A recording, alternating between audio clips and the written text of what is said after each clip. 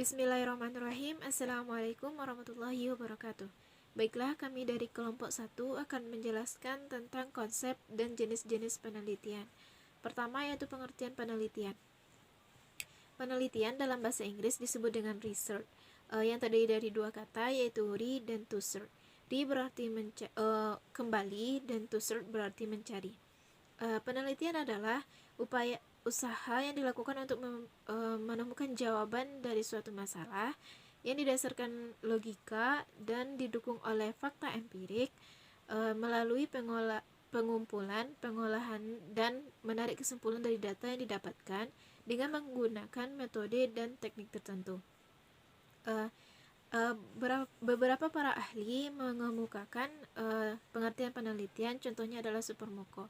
Supermoko mengatakan bahwa penelitian adalah usaha yang dilakukan secara sadar untuk memperoleh fakta-fakta baru dan juga untuk menyalurkan hasrat keingintahuan manusia.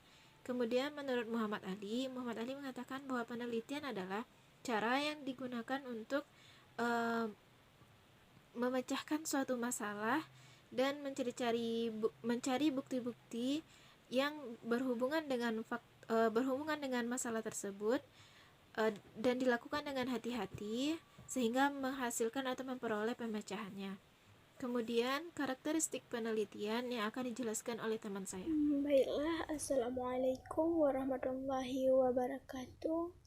Saya Ika Minanda akan menjelaskan poin nomor 2, karakteristik penelitian. A. Penelitian dimulai dengan suatu pertanyaan atau permasalahan. B. Penelitian memerlukan pertanyaan yang jelas tentang tujuan. C. Penelitian mengikuti rencana prosedur yang spektif. D. Penelitian biasanya membagi permasalahan utama menjadi sub-sub masalah yang lebih dapat dikelola.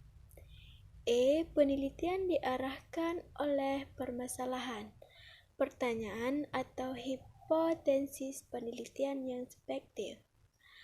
Penelitian menerima asumsi kritis sesuatu.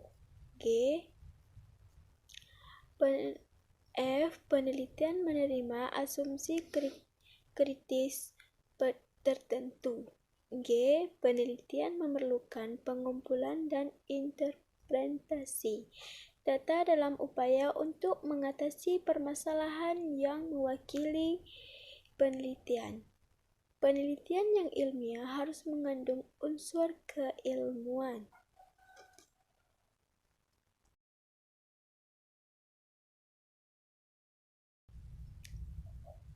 A. Rasional. Rasional merupakan sesuatu yang masuk akal. B. Empiris. Penelitian menggunakan cara-cara tertentu yang dapat diamati oleh orang lain dengan panca indera manusia. C. Sistematis. Menggunakan proses dengan langkah-langkah tertentu yang bersifat logis. D. Reduksi. Penelitian seseorang menerapkan prosedur analitis terhadap data yang telah dikumpulkan. E. Replikasi. Penelitian adalah yang suatu proses yang dapat diulang dan transmisikan. Pihak lain dapat menggunakan hasil penelitian dan seorang peneliti mungkin saja berdasarkan hasil penelitian itu untuk penelitian yang lain. Baiklah, poin yang terakhir yaitu jenis-jenis penelitian. Yang pertama yaitu jenis penelitian berdasarkan data yang diperoleh, yang terdiri dari dua yaitu kuantitatif dan kualitatif. Kuantitatif yaitu jenis penelitian yang memandang tingkah laku manusia, dapat diramal, objektif, dan juga dapat diukur. Sedangkan kualitatif yaitu suatu proses berpikir secara inquiry berdasarkan pada pemahaman akan tradisi metodologi yang berbeda sebagai bagian dari pemahaman dalam mendapatkan suatu informasi.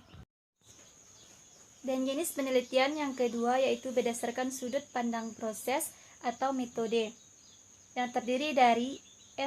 Yang pertama, historis, yaitu suatu proses merekonstruksi peristiwa di masa lampau secara sistematis, objektif, dan sistematis.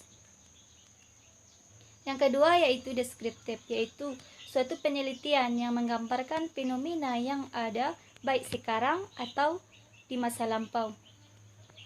Yang ketiga yaitu eksperimen, yaitu suatu penelitian yang bertujuan untuk mengetahui pengaruh suatu tindakan atau perilaku tertentu yang dilakukan secara sengaja pada waktu tertentu.